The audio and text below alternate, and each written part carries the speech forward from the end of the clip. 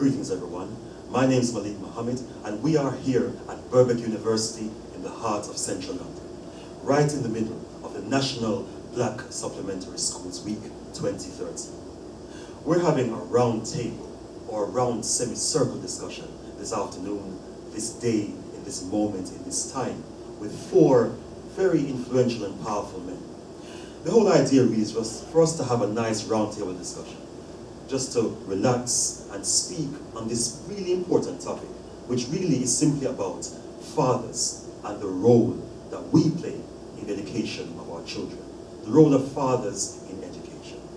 So to my right, we're really blessed to have the founder of the National Association of Black Supplementary Schools, Nia Imari, beg your pardon. And he is the founder of this dynamic organization, just to my right and to your left. Beside him, we have David Mullins, a very dynamic and long-serving community activist, he of Action in the Community and father figure. That's David here, just to my right. To my left, we have Godfrey Edwards, social entrepreneur and also a NABS committee member. And to his left, last but by no means least, we have the great dynamic musical artist and educator, simply known as Shakes. Gentlemen, welcome to our discussion. Thank you. Now listen, much has been said about the whole issue of fathers and education, etc. What's your perspective? Is there really a problem to do with men being involved in the education of our children? Is it simply just media hype, or is there a real issue? Yeah, there is a real issue, and I think it's been spoken about so many times in so many different forums. I think the number one problem to start off with is fathers actually being around for their children. And then when they are around, the next step is getting them involved with the children's education. So the number one problem is actually getting fathers around. But even if the father is not around within the family circle directly, they can still get involved with the children's education. You know what I mean? There's issues whether they've got access or not, things like that, but they can still have access to children in their schools. They can still find out about the schools. They can ask the children questions in the schools. They can still contact the schools directly. Yes. But there has to be an influence from a father within the school environment somehow. And also the schools are acknowledging that they need more male teachers. So there's obviously an issue that needs to be addressed. But is enough being done? Is enough being done to address that balance, in your view? I don't think enough is being done. Given the work that I do, I know that I don't have much competition. So I'm always got a bit of work to be doing. So in schools, I mean, I've just been called back to go to a school that I left 3 months ago because I'm quite busy doing other bits of work, but they've asked me to come back. And we've negotiated something that works better for both of us. But I'm the only male in the school. The only male? Only male. So it makes obviously that's going to make a big difference to the children in that school. I think also we've just got to look at our role as men and fathers and how I think it's changed over the years. And ultimately we've been looked upon as the providers for the family and not necessarily the nurturers. I think that role has changed through education, through research. We now know that actually men's roles are not necessarily just defined to be the earners of the household. Given the current situation in terms of, economically, we can't even just afford to be, it's not enough for men only to be going out to work and mothers doing that role of staying at home. It doesn't work. It doesn't work. So it doesn't work economically, but it doesn't also work in terms of bringing up our children. We need to be able to nurture our children. As such, we need to be taught how to, because we don't know how to. So sometimes what I'm seeing is absent fathers in the home. They're in the home, they're taking their children to school, they may even be picking them up, but they're absent in regards to the nurturing. Yes. No, the thing is, it's a very important point, because the thing is, for many of us, as you mentioned about the absence, in other words, you are physically there. But not there. But not there, right? Does a father who is physically there, is he as bad or even more detrimental to the child's psychology than a father who is simply absent, or a man who is absent? Because if you're a father, you'll be in the home. Does it really have a different impact? Being impotent but physically present, as opposed to simply being absent? Is it more or less the same thing, or does one have a more detrimental effect on the child's mind? I mean, I think actually, even though the father, like you mentioned, the father picking up the child to and from school, but may not be there, you know, as maybe a spiritual presence or in other activities. But I think just having the father there is something good. I know my background, my dad wasn't really there, he worked nights, so slept in the day. But one thing I always take away from these is, yo, this guy can work hard. So I think it's a good thing that he was there. Yes. And kind of just to maybe challenge a bit what you guys said from the start, because I don't know if it's a generational thing, but I just know my friends and people that I look at around now, they're fathers and they're actively involved. And I don't know if it's circles that you move with, but you know, the people that I'm moving with, they're educators, you know, and they're doing more than being, you know, just, you know, picking up the child from school, they're getting involved. And it's like what David said, I mean, it's a great point.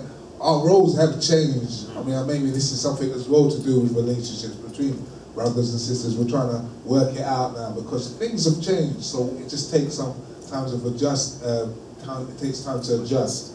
But I am actually seeing, just from my circle, you know, people that are different now. You know, these are fathers, and they're not looking for a pat on the back. You know, that's what they do. So they're like my role models now. I look, okay, that's what you do. So those sort of anyone that does, you know, fathers that are missing. If I've got friends, I'll be looking at them a little crazy. Like, what do you mean you don't see your child from? Who's going to raise that child?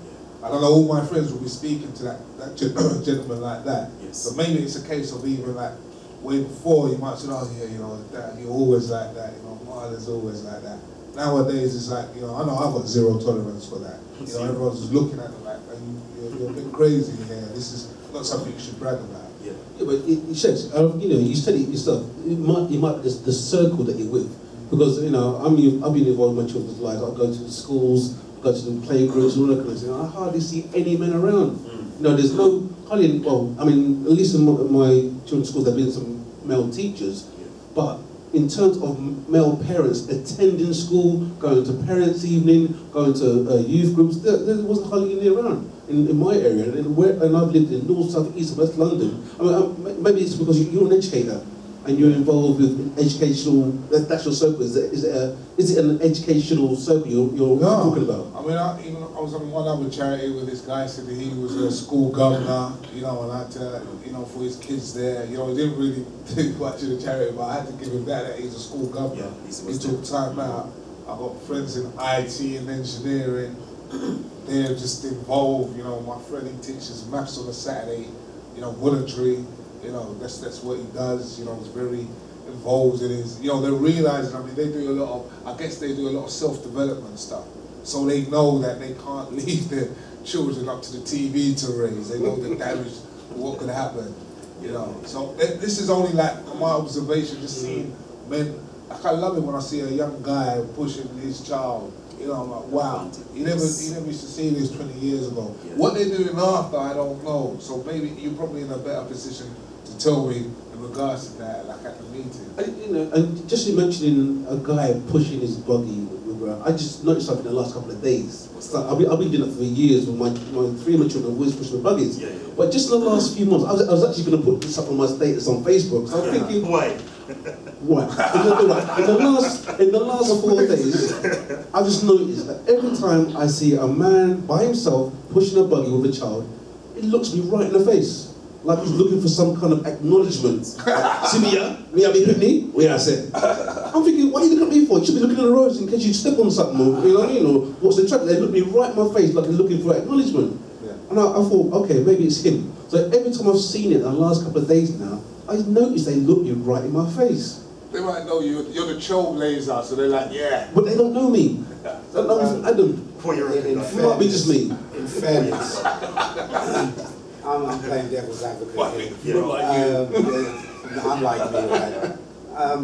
Look, if the man is looking you in the face, I'm not saying it's rightly or wrongly, but maybe he is looking for that acknowledgement, because men have been blasted for years for inactivity.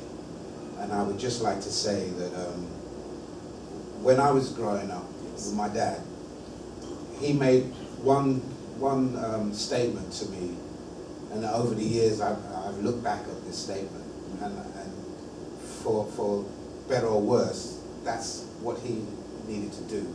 And he said, look, none of my children ever went to jail. I put clothes on their back, food in their mouth, and that was his role. That's how he assumed his role was to be. Old school, no matter what. He thinks that he's done the very best for his children. But we had a sit down, heart to heart, when things were going a bit turmoil in the family. And I actually suggest to him, yes, you did all these things, Dad, but you never told us you loved us. Profound for everybody. The whole room was in tears. The next time I saw my dad was 3 years later. I actually told him I was going to the toilet and I was in Germany. So we never got to finish that conversation. Having said all of this, I think times have really changed in a way that because of technology, because of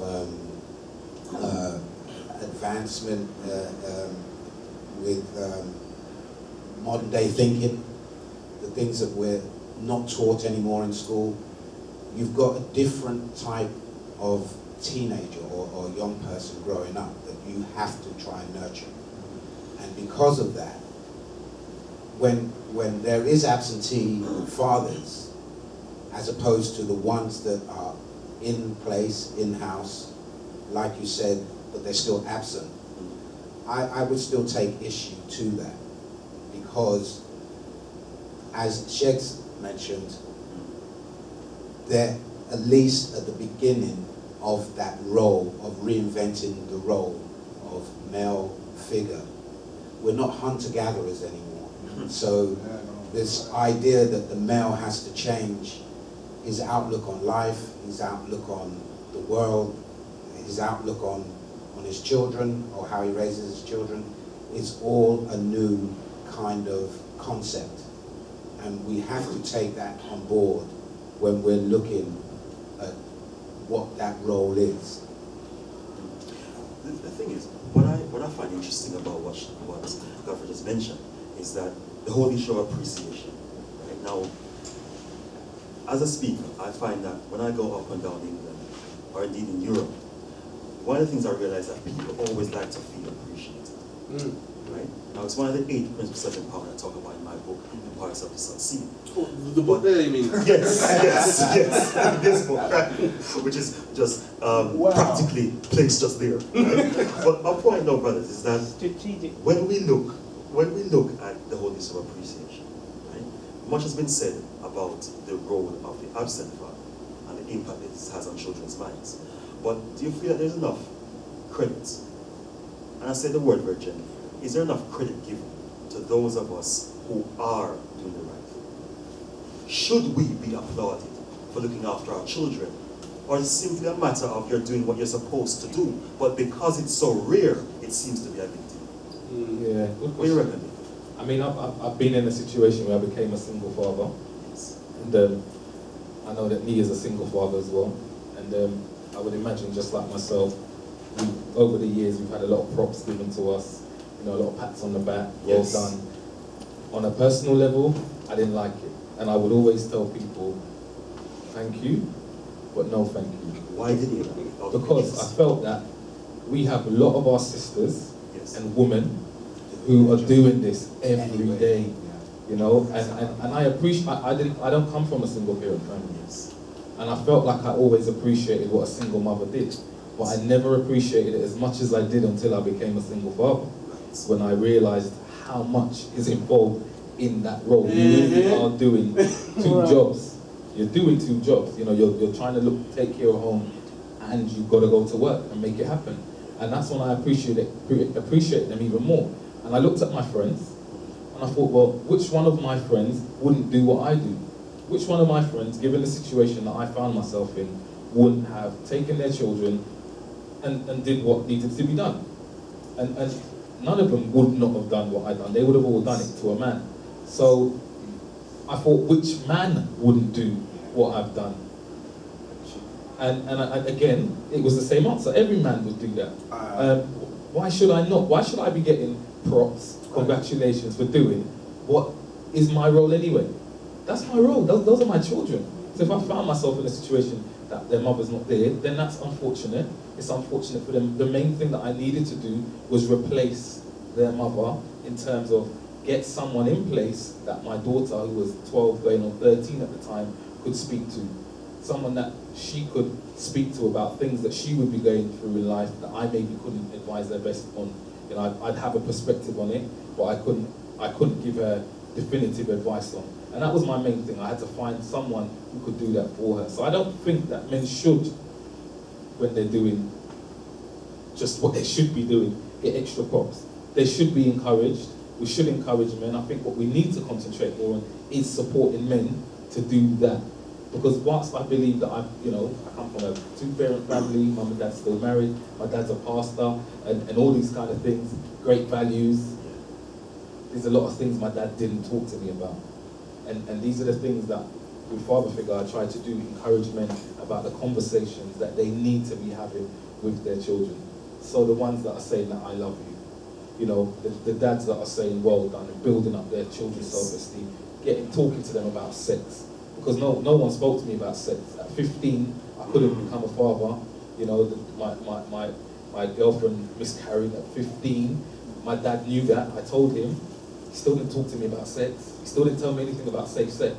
So all my education on that came from my friends, their brothers, and it wasn't cool to be using contraception at that time. So that was where I got it from. So I don't know. I don't. Maybe I'm being a bit cruel, but I don't think you should get any extra props. But I do think we need to do more to build up men and support them, because actually nobody really teaches you how to be a father. Even if you have got a good father, he may never have sat there and given you a top 10, do these 10 things. It mainly comes from the modelling, from what you've seen them do, not actually what they've told you. And that's a really important point. I want to touch back quickly. There's something you mentioned earlier on. When you said about replace the mother, do you think it's more to do with having the female energies present in her life? Because can a mother ever truly be replaced? Yeah. Before it comes to you've got it. It wasn't replace. Probably wasn't the best word to use, but to get have that energy, that's right. Female energy. That's right. Yeah, well, being in touch with our female energy. Yeah, we're going to come to that in a minute, by the way. But in terms, that whole female energy thing is very important, but we're going to come to that later. You're right, you're absolutely right. But in terms of giving fathers, single fathers props, like they will say, yeah, you do. Yes. And I always say is, I'm just doing what I'm supposed to do. If the relationship doesn't work out and I'm there with the children, then I just got to get on with it. But I disagree with David when you said that all fathers would do that. No, I think all good fathers. Oh, good. Yeah. Good. I missed the part with the good. But I know there's a difference here between the good and the indifferent couple. You call it Western good, the bad, and the ugly.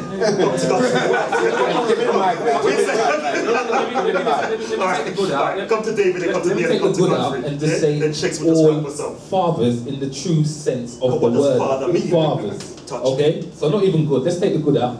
All fathers. Because if you don't fulfill that, then there you go. What's you near them back to God? Hold on, let me finish what I'm saying. Because like I said, I've seen a scenario where some man I've been in a situation where they ended up being single fathers, and they palm the child off onto their sisters or their mothers, to other people, and go on about their life. I've seen it too often.